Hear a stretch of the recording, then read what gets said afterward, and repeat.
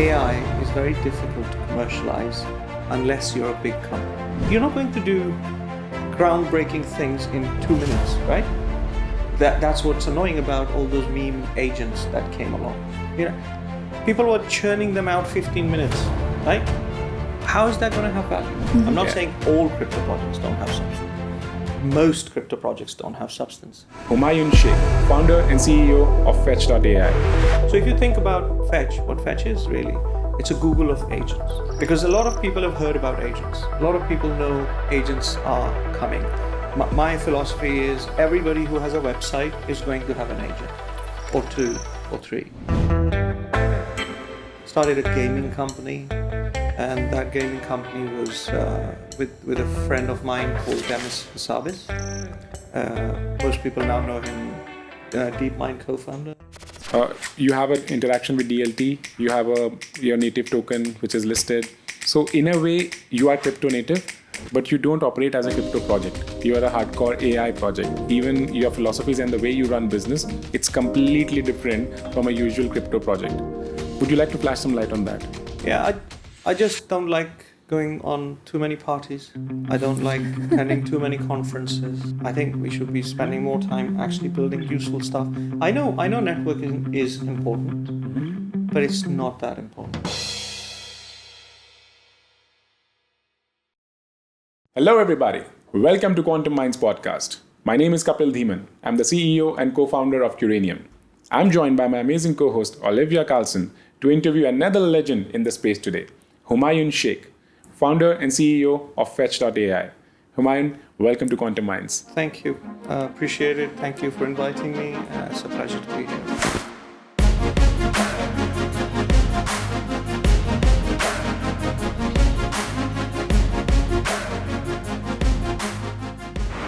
Humayun, would love to start by requesting you to share a brief about your background. You have had an amazing journey. So if you can start with your background and what is Fetch.ai?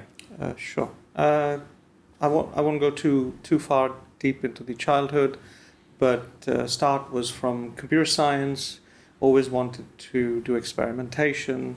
My actual true love is quantum physics and theory of time. So wow. I don't think we're probably going to not speak about it after this conversation, after the few minutes, but that was my true love. Wanted to be a physicist, but ended up being a computer science graduate. Started a journey in Pakistan, went to UK, did my master's, but did it in nanotech. Went to Cambridge, did a degree, master's there, and actually came out from there with a job for 1 year, didn't like it. Started a gaming company, and that gaming company was with a friend of mine called Demis Hassabis. Most people now know him, DeepMind co-founder. So we then, after the gaming company, we kind of started discussing about AI.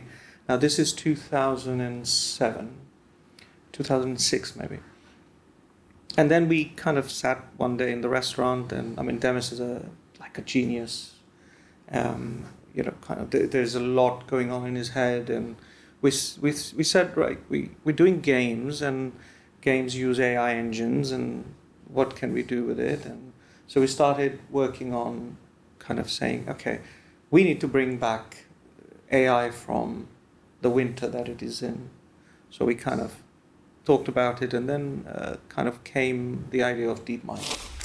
So I was the first Czech that went into DeepMind. I was the first investor in DeepMind, and I was also the team of first 5 people looking at commercializing, how we can commercialize AI. So that was really my first kind of introduction to AI properly, and that's that DeepMind. Then I exited in 2013 when it sold to Google, which I think probably was a bit too early to sell. And that was 2013 or 2014.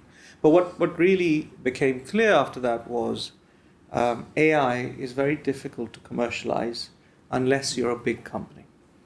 The reason was not because you can't do it. The reason was the tools were not available. So once we sold to Google, I came out of it thinking, we need to build the tool set because AI is kind of going to come, and it's going to come big because we were already using AI with big companies. We were doing machine learning. The techniques were there. The compute was not there, but the compute was getting cheaper. So in 2017, 2016, I started thinking about multi-agent systems. Actually, I started that in 2013, but really the ideas started taking shape around 2016, 2017. So I was quite of the opinion that the agents are the ones, how we're going to commercialize AI. And started Fetch because, so at that point, my interaction with decentralized ledger technology was quite low. But it became quite clear if we're going to have agents, and these agents are autonomous and running on their own, and they're like micro kind of systems which are running, you're going to need something to keep a record of them. And a huge database of agents is not really a solution. You need something which kind of takes care of itself. So you need a decentralized ledger technology. So that's how I got introduced into the DLT space. And then we started, around 2019, I started Fetch. We kind of started with the premise of launching agents, toolkits for agents, infrastructure framework. Nobody knew what the hell agents were at that point, as you can probably imagine. So when we were saying to people, hey, we're going, I mean, AGI was known a little bit, but agents, you said agents, people looked at you, thought, well, this is sci-fi shit. So anyway, we started that 2019. We raised, I think, around 10, 12 million initially. Then we raised, we were the first IEO that Binance did.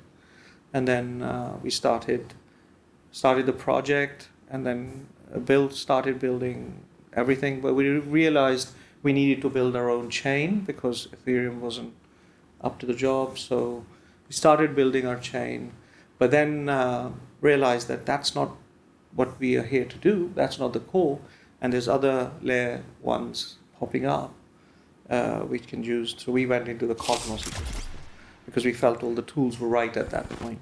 So we have a layer 1 chain, which is Fetch chain, and that's based on Cosmos. So that's how we kind of got Fetch going. And then fast forward now, and you can see everybody's talking about agents. Mm-hmm. Most of it is rubbish. Most of it is just hype, which again, don't start me on the crypto side, but people, we do have these cycles. Yeah. I mean, there's useful things and then there's useless things, but a lot of our agentic systems that people are building, they're not really agentic. But what it is doing is it's bringing awareness. And actually, I feel crypto is lacking utility and use cases, and AI/agents is actually what is going to bring that utility to crypto. Because apart from just doing transactions, agents can actually open up the whole space to do anything on chain. So that's where we are, and we kind of seeing a lot of traction on our platforms, building agents. Recently, we launched our own Web3's first LLM, which is called ASI1, and so that LLM is very agentic in terms of its reasoning, how it interacts with you, and it enables you to kind of bring agents together, find them, connect with them, do execution on agents. So now the whole end-to-end system is actually complete. So now we're starting to onboard people and customers, and we're seeing great traction at the moment. And you have some pretty interesting numbers. If you don't mind, if you can put those numbers also.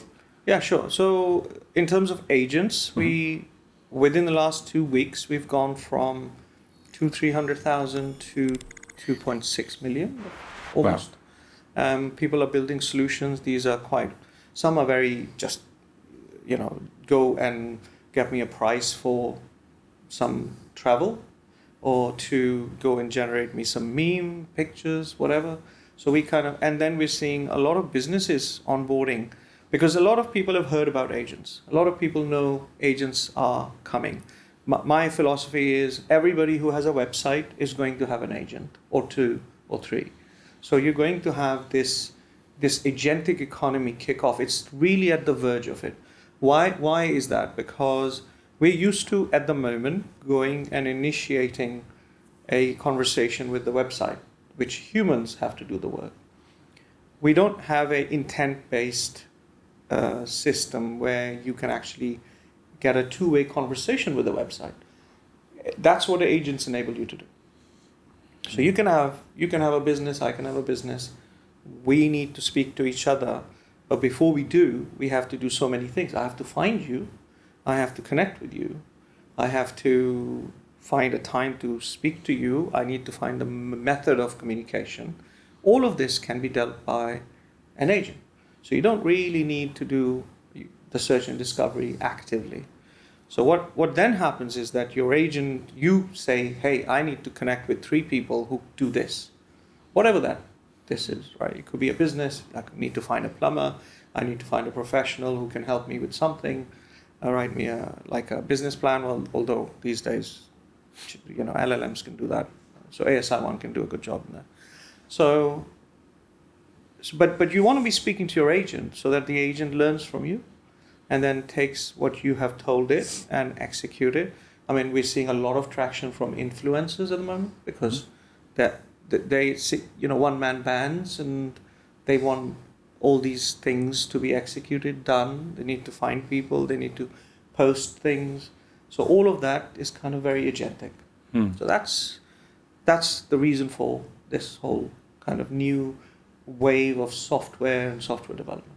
And how do you see that playing out on the institutional side? You mentioned influencers, talked a little bit about crypto being a space where agents will be used a lot. What about on the institutional side? How do you see that playing out? Institutional in terms of crypto institutions, or in terms of more so traditional, So enterprise is always going to be slow. If you look at Google, for example, how Google came about, it didn't come about because enterprise chose it. It came about because millions of people were looking for websites. So you started searching, you needed a place to search. And, that's how Yahoo came about, right? Somebody listed it, people started looking at it. I'm looking for a website, how do I find it? So what you're going to have is, I'm looking for an agent, how do I find it? So I want to connect with you to do whatever. I tell my agent, I'm looking for somebody who does this. And my agent goes and says, okay, you have 3 or 4 people, and here's the list of these people. So if you think about Fetch, what Fetch is really, it's a Google of agents.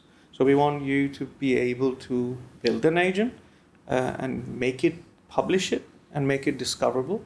So I can find it, other people can find it. We bring customers to you because you have an agent. They can connect with you, they can book an appointment with you, they can do all those things. So institutions, to answer your question, which is our institution, they're looking at it, but they will do it only internally. But I think the value of agents is in multi-party interaction. So it's the multi-agentic systems which are going to be the ones which kind of really deliver the value for individuals. Institutions, enterprise, they can build software right now, right? They can use agents to build the software faster. Okay, but then what? They can build workflows faster, but that's all within an organization. What really is going to happen is that organization, how does it interact with its customers? How does it interact with its, outside world? How does it interact with its suppliers? That's where the agents, multi-organizational, multi-agentic systems, that's where the true value. We haven't seen the true value yet. All we're seeing is a lot of gimmicky stuff.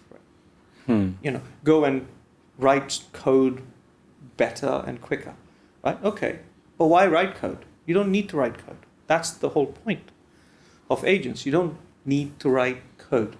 We're still at that phase where we're asking agents to write code. It's like trying to put wheels on a horse car and then making those wheels better and better and better. But it's still the horse in the car. We haven't gone to the car bit yet. We haven't started putting the engine into it yet. We're just making better and better carts for the horses. So once we start actually seeing the engine, once we actually start seeing this traction, it's going to be much faster. It's going to be much more efficient. Got it. And I'll put one question on the table that I'm sure a lot of our audience is going to be tickling with right now. How is it different from ChatGPT? And why crypto? Why DLT in it? You touched upon it, but if you can, while answering this question, if you can dive deeper into, because that's a big differentiator that you have brought in, but I would love for you to explain it for the layman people for whom even today, everything AI is ChatGPT, but you have gone much farther. So the differentiator with ChatGPT, and where does blockchain and crypto come into picture into this in much detail, please? Yeah, sure. So go to ChatGPT and say, find me you, Kapil. Find Kapil, right? It won't find you. It will go onto the web. It will find websites for you. It'll say, go and click here. But with an agent or an agentic system, what I can ask ASI1, our LLM, is to find you. It will find your agent. It will communicate with your agent, and it will connect me with you. So for that, the prerequisite is I should have an agent as well. You should have an agent. And if I don't, because that's the whole agentic system. Then it can send you a message. It can say, hey, this guy wants to connect. Do you want to connect? And do you want to set up your agent, right? Because then you can easily have an agent with a click. You don't need to code the agent. There's no coding required.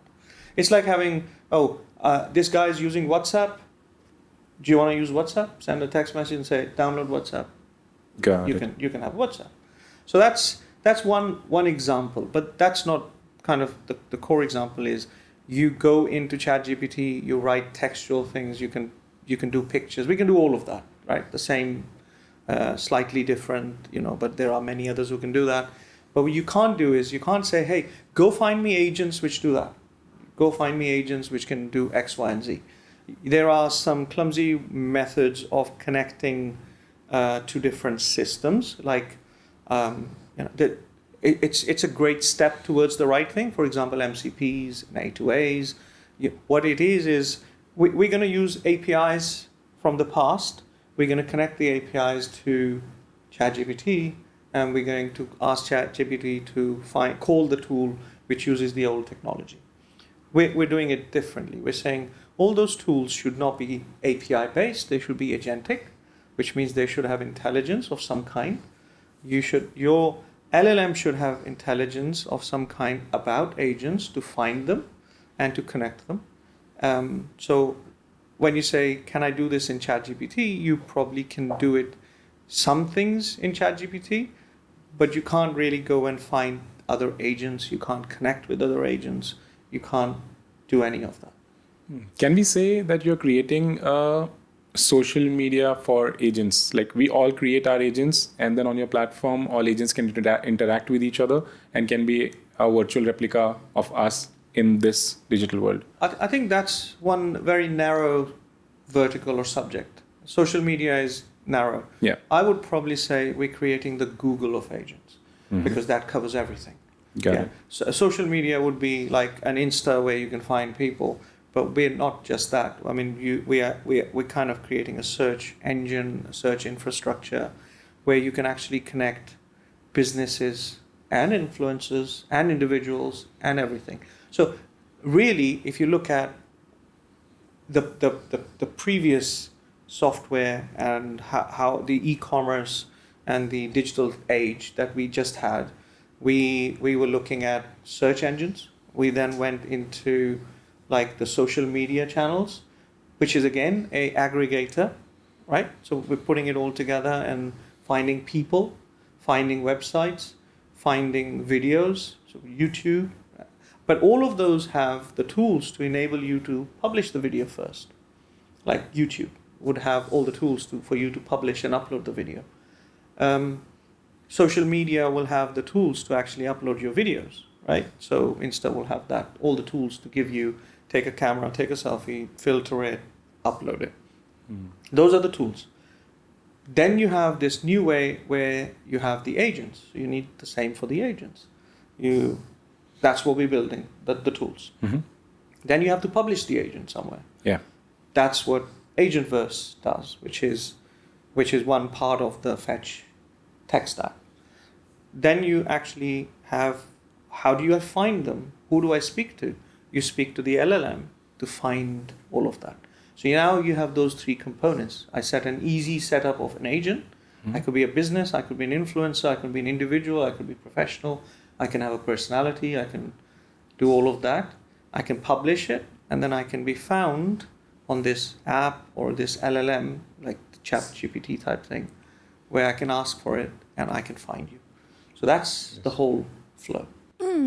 Very interesting. I just want to kind of dive deeper into your mindset around the potential that this has.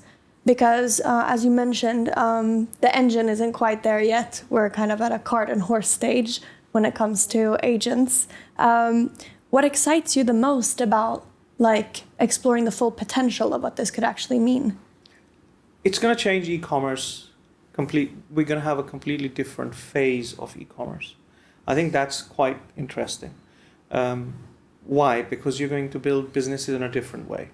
And that's very exciting because if you look at the biggest companies in the past 2 decades, they're all aggregators. Most of them are aggregators, right?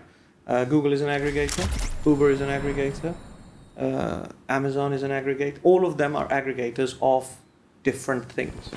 Airbnb, rooms, hotels, Booking.com, they're all aggregators. Why do we need aggregators? That's the question, right? You don't need aggregators because you can be represented by your agent. You can be represented by your agent. And the only thing you need is an ability to connect you two. So all these aggregators do is they connect you to the supplier and the consumer. The e-commerce side is what we haven't seen yet because we haven't solved the payment problem, the trust problem. But guess what? Fetch has it. You have the payment. An agent can send the payment. They can put it in escrow, create the trust. So we have all those components to enable that.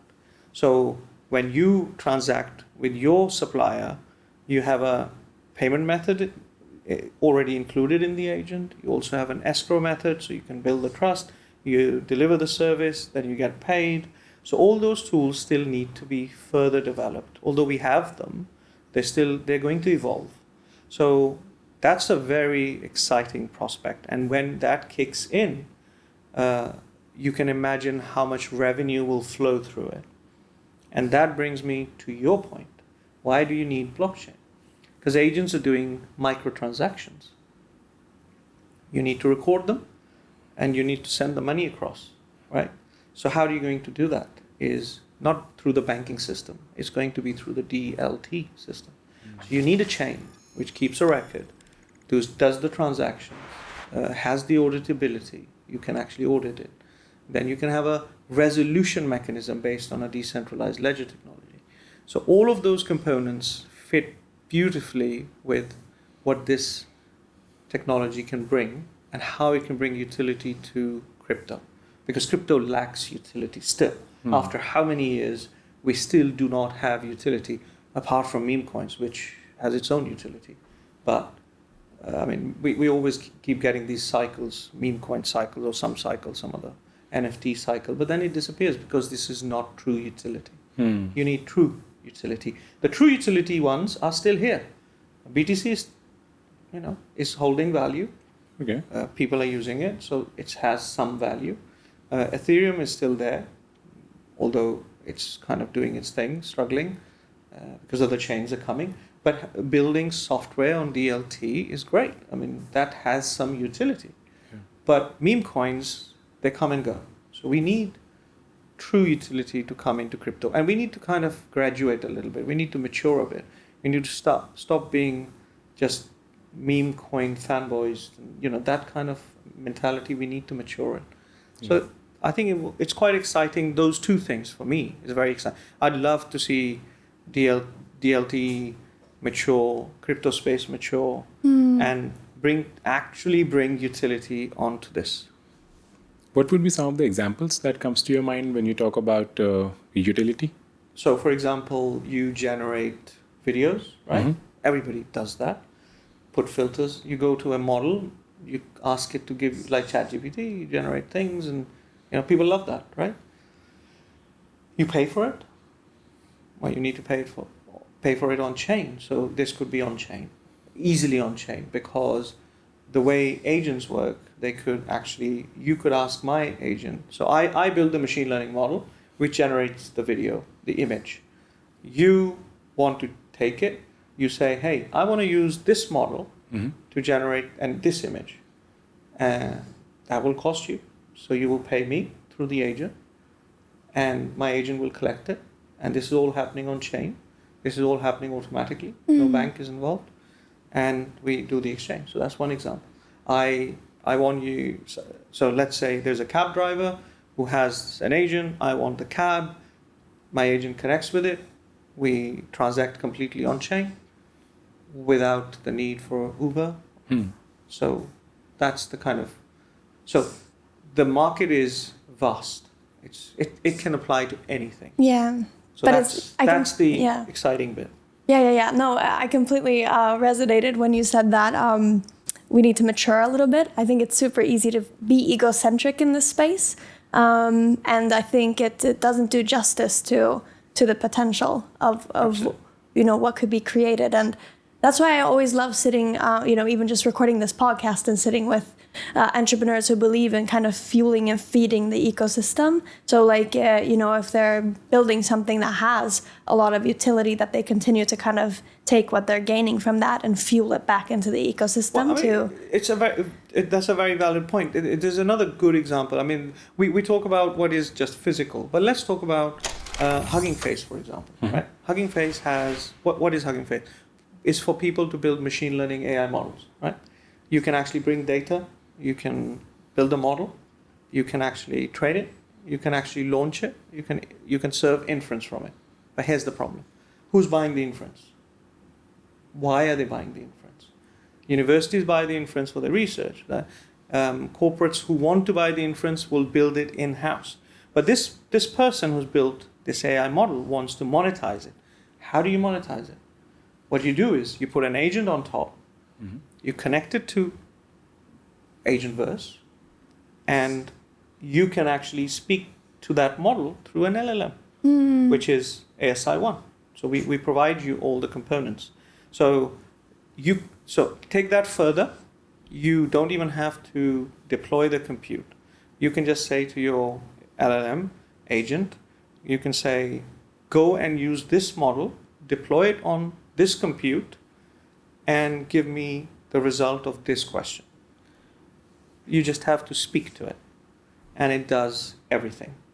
When it does everything, everything will cost, and that transaction will be registered on chain. And that's not possible today with a payment system. It's quite difficult to implement it that way. And you mentioned your journey early on with DeepMind. Has being so early in the space, and DeepMind, I think, became a benchmark of how AI can shape humanity and what more can be built with it.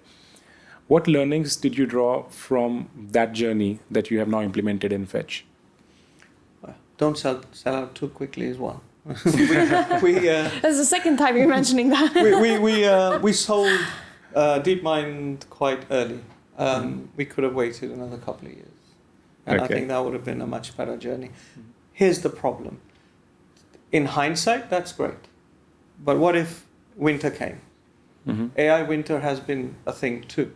We have crypto winters, but we also have AI winters. I don't see that in this case now, but we could have had it, right? So hindsight is a great thing. We could have sold later, but the main thing is preserving cash. Main thing is you need to preserve cash for the project to sustain winter and get through. So as we can see, I mean, in DeepMind, it was quite important to see there was a lot of compute required. And if we had waited longer for better times, we could have done, but that would have required a lot of outgoings for just compute. So Google was a very natural partner because it had compute. So anyway, putting that aside, what did we learn from that whole journey was what I was mentioning before, is you need an application layer to use AI. Because Otherwise, AI just becomes within a company and it just used for optimization. And you can see that now because you can see as soon as ChatGPT released the LLM, millions of people used it. So it's an application. It's an application layer. So it's about the application layer. How do you get people comfortable with AI? How do you get people using AI? Tesla, where's the AI? In the car, self-driving car. The AI is there. What's the user interface? It's the car. It's driving. So the way to utilize AI is to find the right application layer. And for me, the learning was that's going to be a multi-agent system where agents can exist. You can interact with AI in different ways and you can actually transact on it.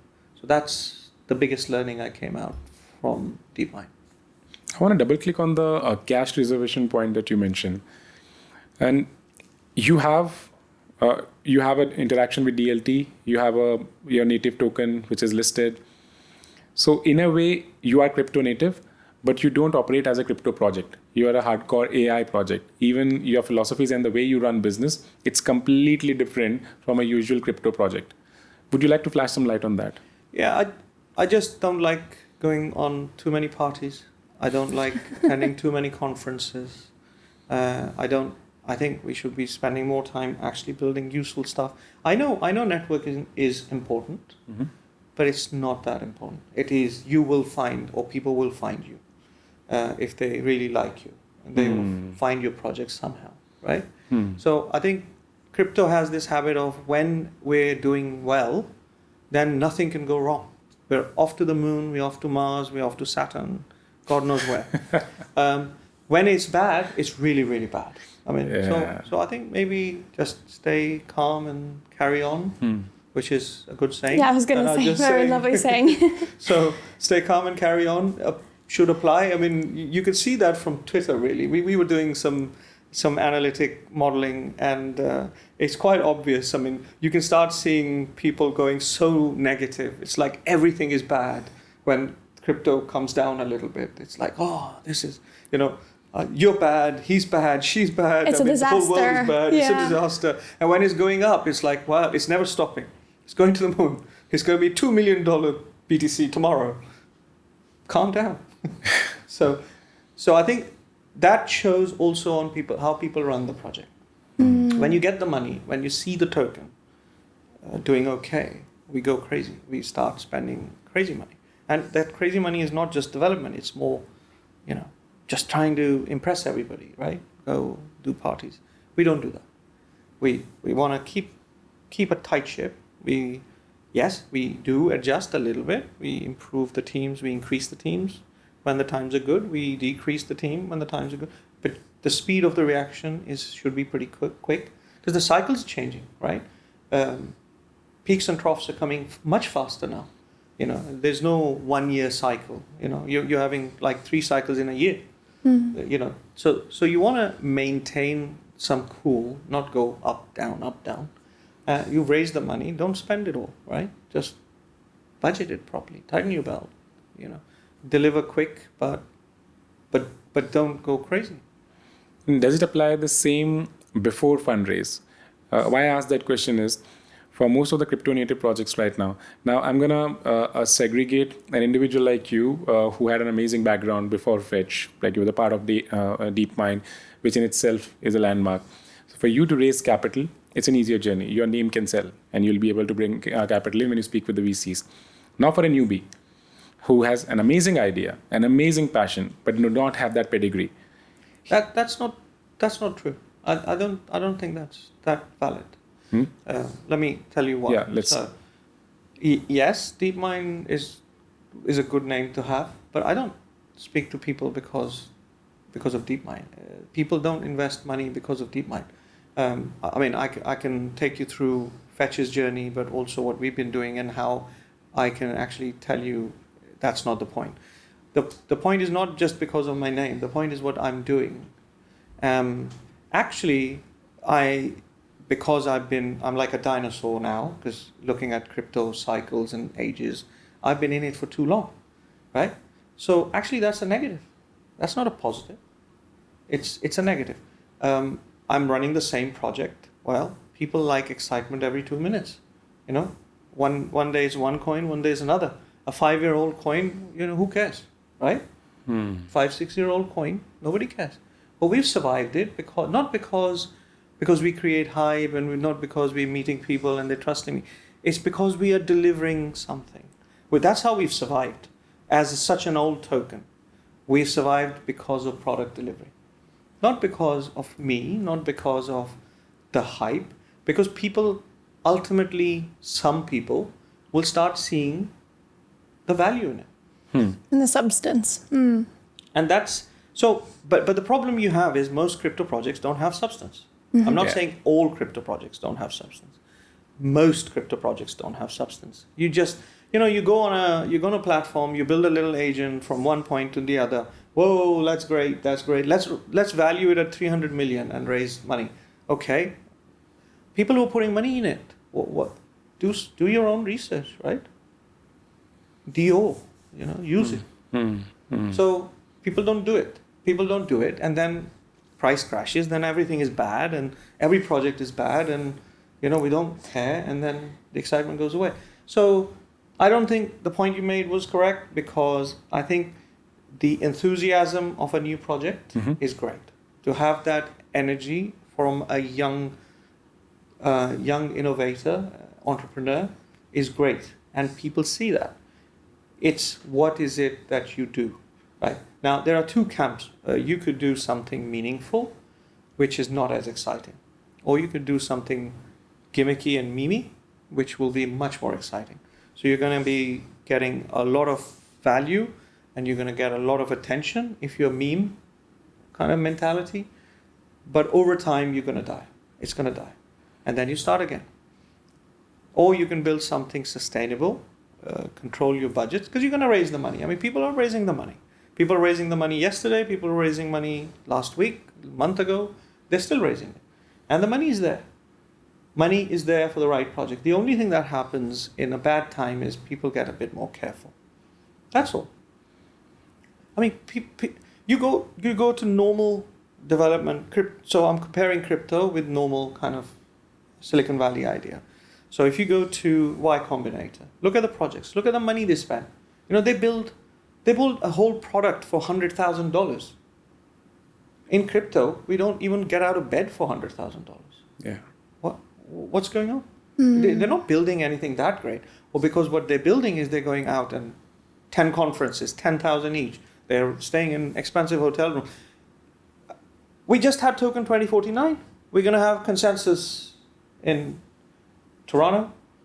Everybody's going to go from here to there. It's like, what? Why? I've just seen you. I've just met you. You know, what is it that you're doing? We're spending money. Build something with it. Do something with it. Now, I'm going to sound like an old person who has been in this for too long. And I get it. But if you want to survive that long, then that's what you have to do. So. Absolutely. No, 100% in agreement with that. And I think that's the most important piece of advice that the young founders can receive. Cash reservation and utilization of it in the most optimal way. If on a philosophical mindset, this is on the P&L side, but from a philosophical point of view, to the first-time founder, if you have to give out a message, what would that be? First-time founder, I've got two messages, right? Okay. My advice would be, and it's not going to be me, so build value. Do something which actually creates value. Build something which is going to be used. Utility is key. It doesn't have to be delivered straight away. Take your time.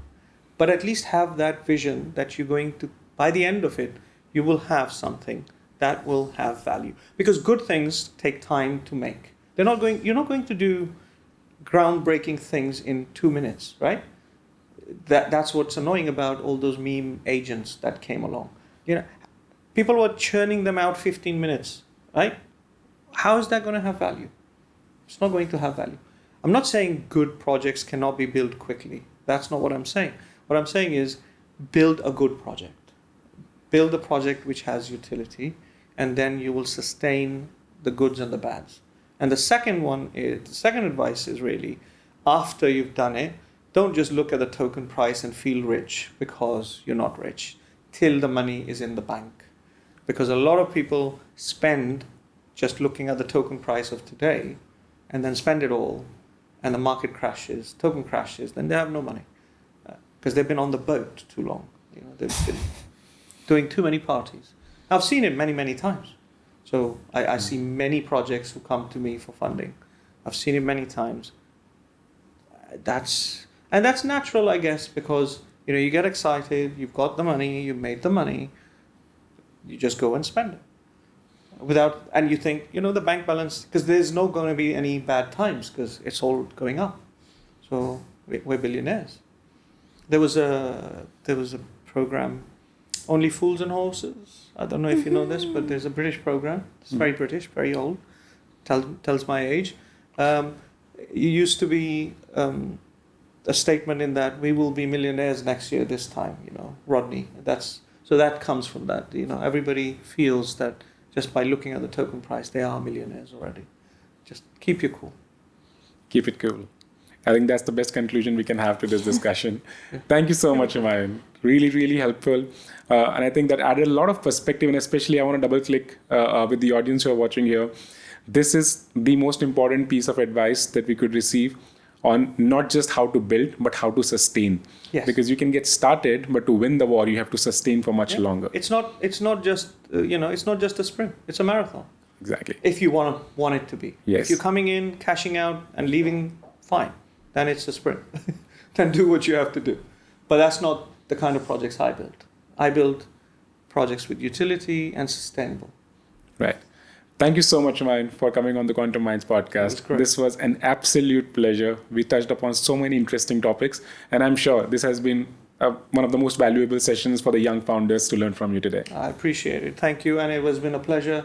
Your questions are great, and I'm so glad we could talk about anything, right? Yeah. Just get it out. Absolutely a pleasure. Thank you so much. Thank you. Thank you so much, ladies and gentlemen, for tuning into Quantum Minds. See you in the next episode.